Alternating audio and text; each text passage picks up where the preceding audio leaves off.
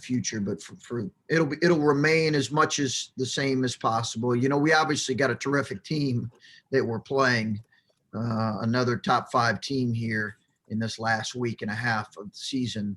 Our focus before the game will be on, trying to stay ready for that.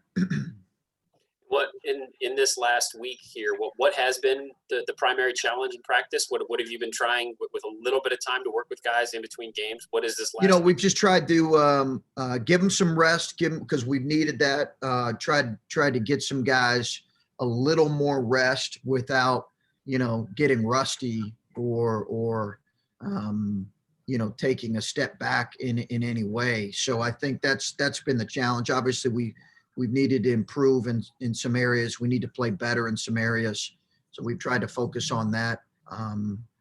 But we just try to focus on us as much as possible. And part of that is, you're somewhat limited right now with the number of guys that can't consistently practice. But that's part of this week here. This has been the only bye week we've had. And it's unique that it falls in the last week of the season. But it's good to have a couple of guys that can take some time off. Okay, we'll go with Brendan Gulick. Hey, Chris. Why don't we start maybe on the Illinois side? I'm just curious what you've seen from them lately as you've really deep, talented, physical, really tough, play exceptionally hard. We knew coming into the season that they were going to be a team that has they're a legit national title contender. And I think everybody kind of anticipated that in the season with Io and Kofi returning, and then really good players around them. So guys have really stepped up in Io's absence, but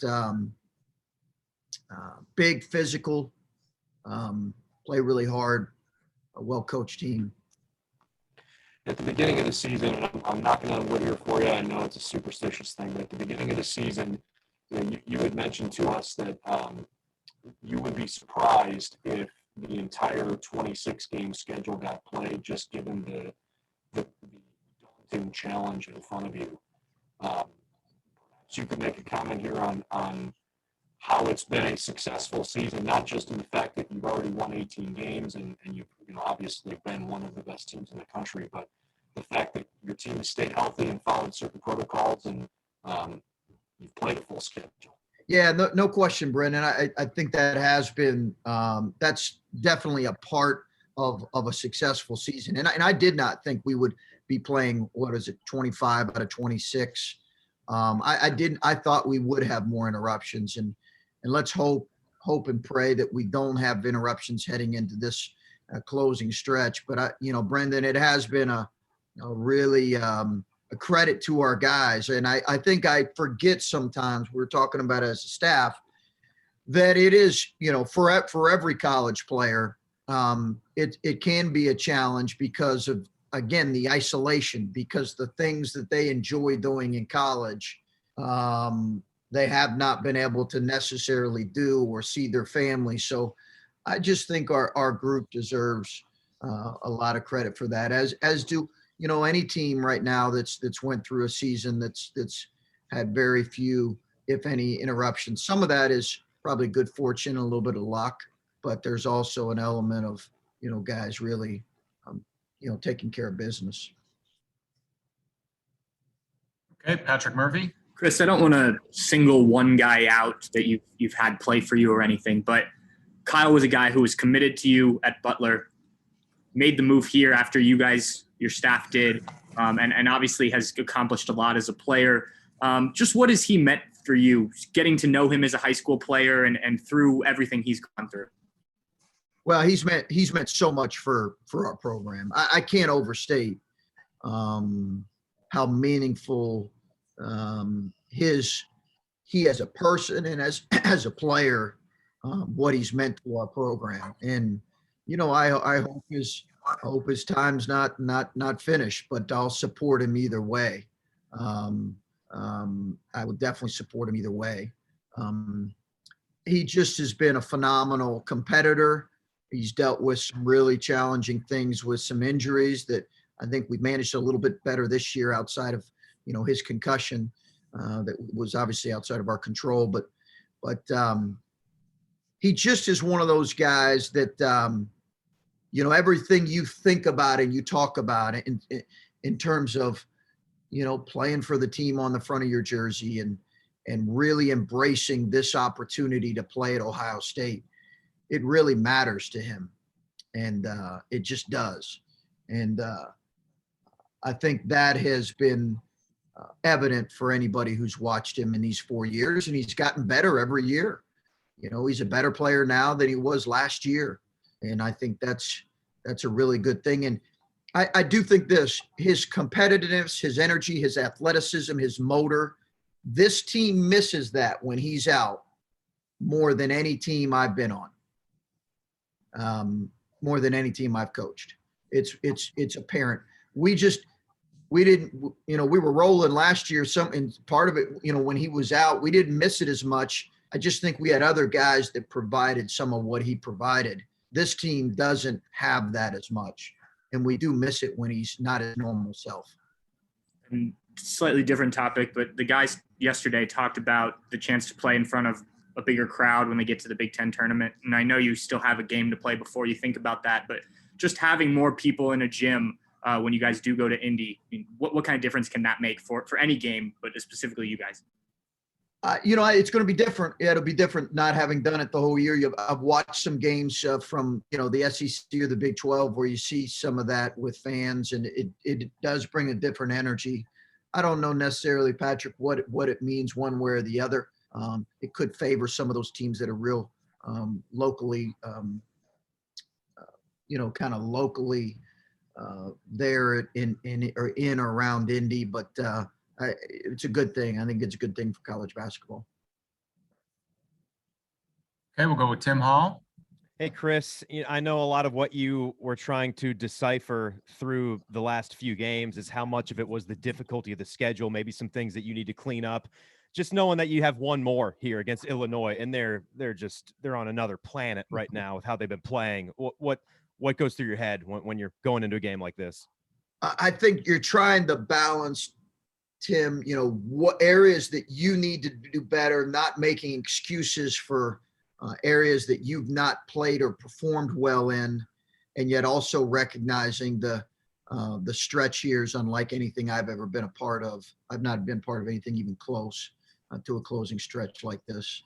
So I think you're trying to own areas that I have to coach better and we've got to play better. And also trying to have some perspective as well. But, unbalanced schedules are a part of this 20-game schedule. So you end up playing some teams more than others. And it just so happens that the top of our league, with the exception of one team, we played twice. And it just so happens that where the calendar fell, it came here at the end. Hopefully we're tough enough to manage it, identify some areas where we're getting exposed, be better, and prepare us here without it, kicking us in the teeth too much. I'm also just wondering real quick, with the tournaments coming up, after this game, every single game you can play is going to be in the state of Indiana. And with that place just being a big part of your journey, being a college player, and with Butler, just have you had time to think about just how wild, how unique this is going to be, knowing that we will have these tournaments, which is great?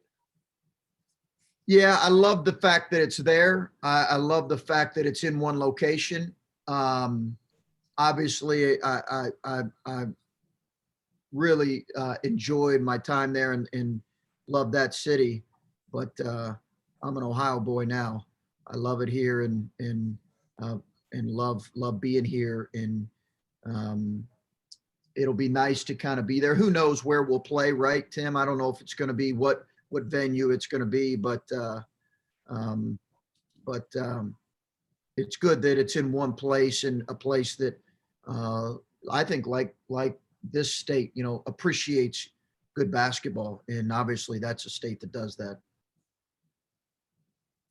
Okay, Bruce Hooley. Chris, it's been a while since you played them, so I wonder how much when you beat a team, how much do you expect them to take away what you did the first time that worked, or because it worked, are you hesitant to go away from it?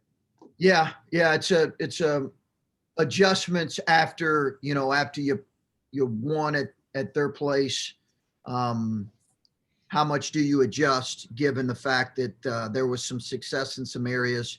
It's a good question, and one that I think you always, as coaches, try to figure out how much do you tweak and change, knowing they're going to make adjustments based on how we played them. There's always an element of surprise the first time you play a team, and then it comes down to the adjustments they make and who plays better on that given night. And I think for us, we'll see. We'll see.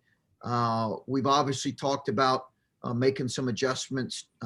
We didn't defend them great. It also wasn't one of our worst defensive performances. It was a high-scoring game. I think we can't expect for us to shoot it at that clip that we did and win the game. So I think we are going to have to be better than what we were defensively. And some of that hopefully includes some adjustments. That first game came kind of amid a good period of time for Justin. Lately, I think teams that peers have made more of a concerted effort to stay closer to him and take him away, which it seems like that is possible for a team to do if they're super committed to it.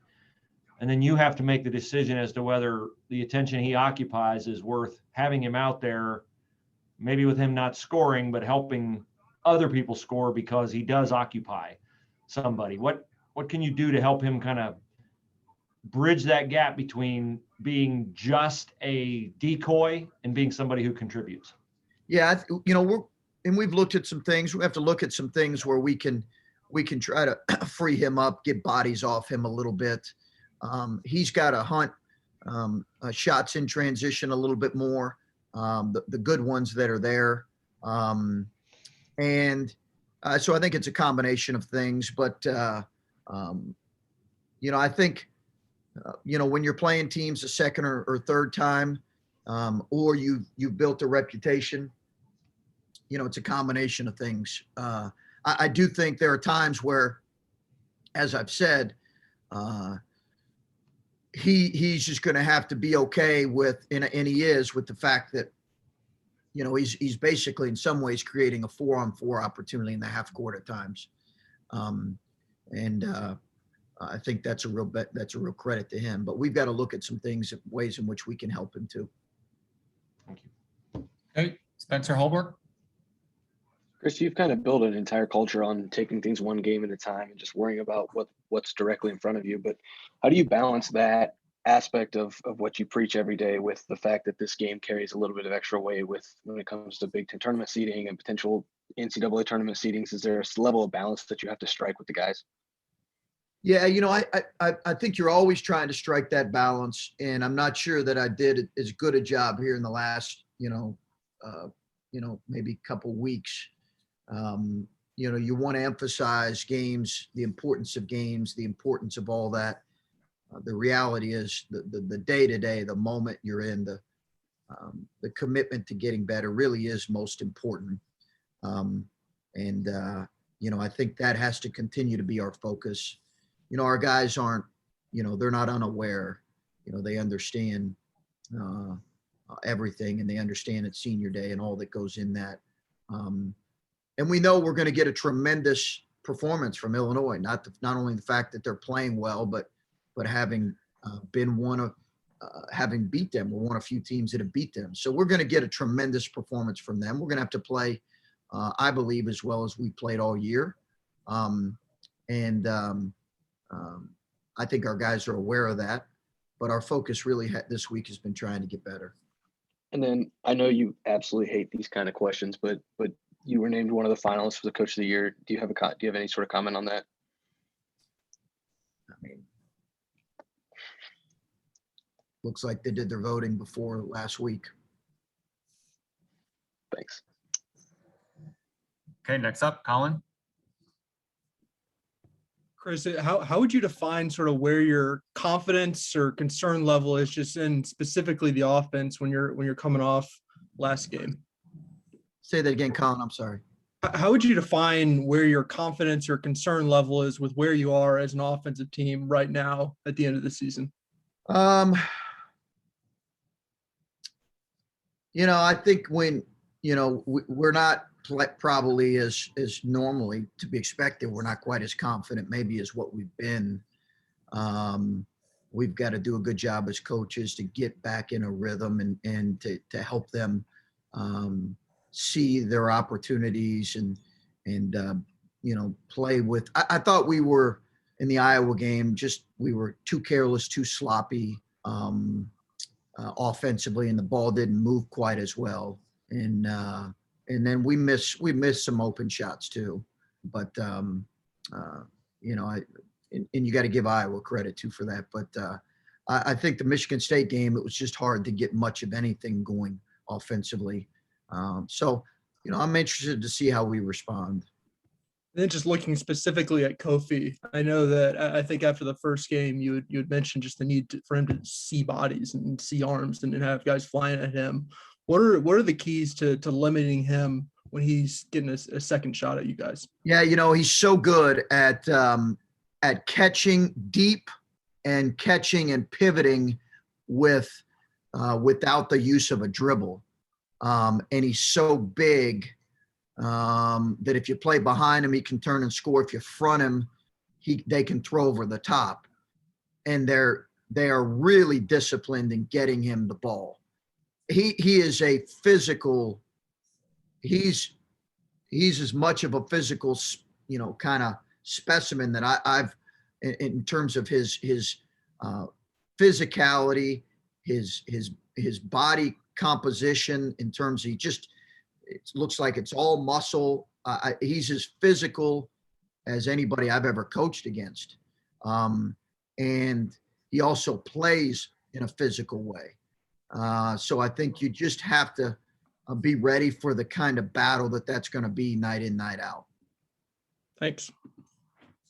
Okay, we'll go back to Adam Jardy. Chris, a moment ago, you were saying you need to get back to emphasizing the importance of games and the day-to-day. And you said, I'm not sure I did as good a job of that in the last couple of weeks. Did you feel like you took your eye off the ball a little bit as far as like the task right in front of you? I was a little confused by what you said. I think maybe I, I don't know. I just reflecting back this past week that we put too much emphasis on, I don't know. I just think I think the element of every day coming in and improving and getting better and understanding you're playing in the best league in the country. And that we wanted to talk big picture, but maybe in some ways there was too much conversation about big pictures was my thought. And if so, that's on me. And with this Illinois team, we don't really know if Iowa's going to play or not. And, I think everyone assumes they're not as good without him, and they go and do what they did at Michigan without him. How do you prepare without knowing if he's going to play against you, and how are you guys health-wise? We're health-wise, we're better. We're not where you'd love to be, but most teams aren't at this point. I think most every team or a lot of teams, and there are some teams that have had very healthy seasons that have had the fortune of that, but between, a few guys just not feeling themselves, and obviously Kyle's still recovering. But I think our guys are better than what they were, and that's the encouraging thing. They're better physically than what they were, a week ago. Okay, Steve Hellwagen.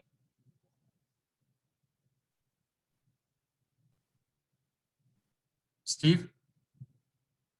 Some pretty automatic first team picks, maybe 3 or 4 of them. Where does your guy EJ Liddell fit into that? Looks like he'd be in that 5, 6, 7 category if we were ranking guys in this league. What's your stump speech that say he deserves to be in the top 5 first team pick this year? I believe he's a first team all league performer, and I believe he's earned that. I really do. And I believe Dwayne has earned, serious consideration Obviously, we'd like to finish well and give ourselves a chance. But when you look at our schedule, who we've played in the league twice, and just our overall schedule, I believe that that those guys, I believe just what I said. I believe EJ is deserving of that. I really do, and I believe Dwayne deserves serious consideration, and we've made that evident in everything that we can do. I think that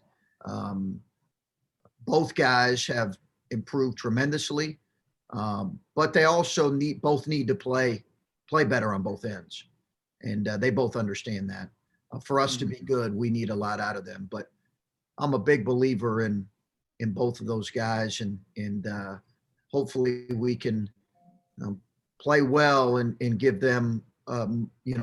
I would love nothing more than give them the opportunity for that. But as you mentioned, Steve, when you have a league of this number of teams and this number of really, really good players, I'm sure there are other coaches that could make stump speeches or arguments just like I am. Yep.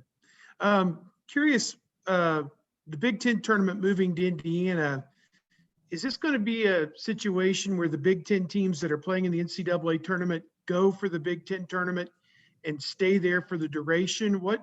The travel really hasn't been discussed a whole lot. What do you know about the planning for what the next 2-3 weeks are going to look like in terms of going and coming back, that type thing?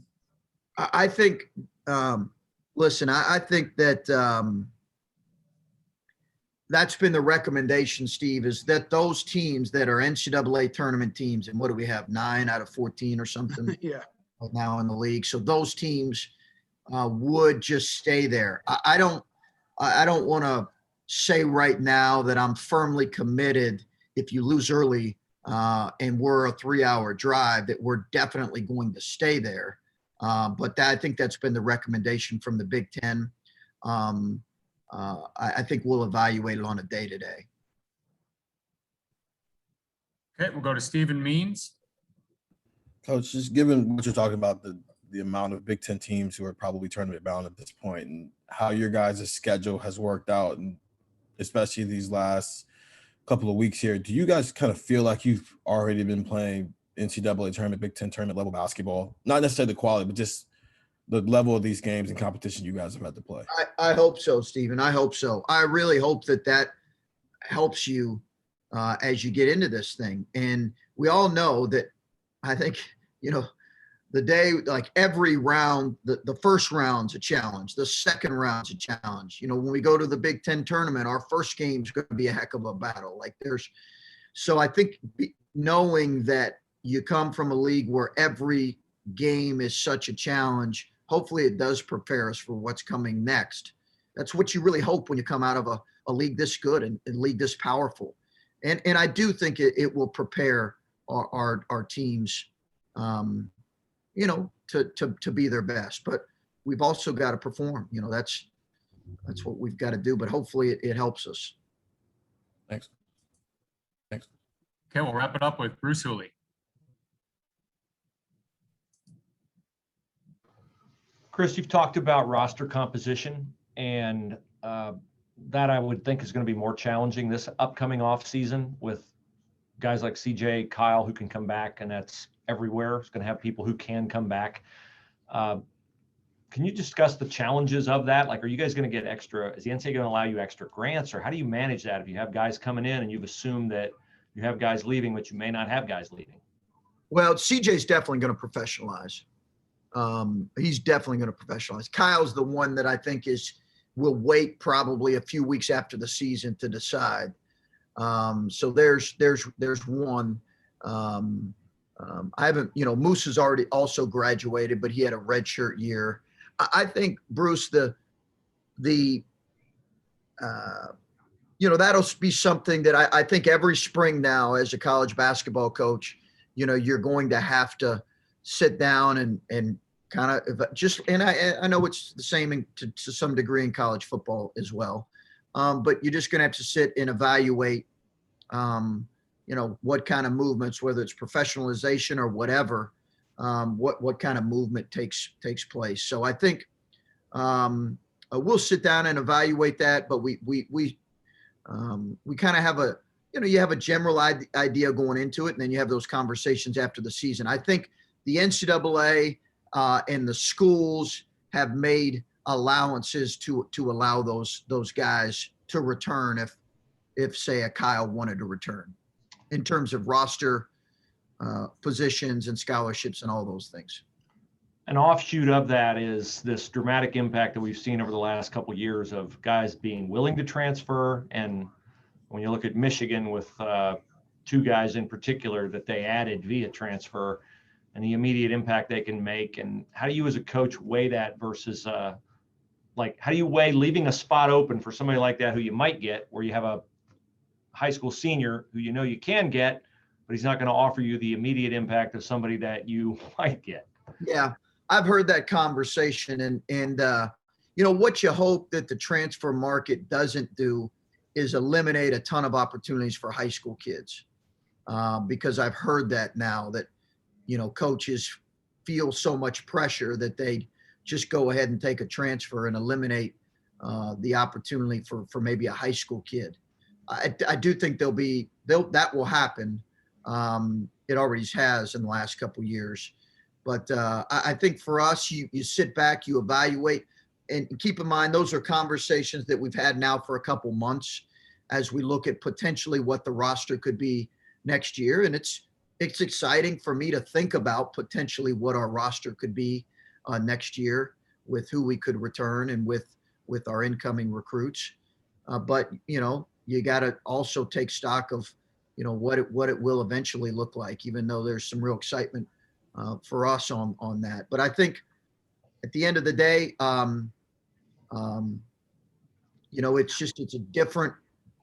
it's different than it was 10 years ago. And that's such a huge part of our job is constantly taking stock of that and seeing what are the needs going to be for teams right now. Are you reasonably certain, 100% certain, close to 100% that Seth wants to come back for another year? I'm pretty certain on that. As long as he's healthy, I feel very confident in that. Okay, thanks, Coach. Appreciate it. Okay, thank you, guys. Bye, everybody. As- Thanks, Dan.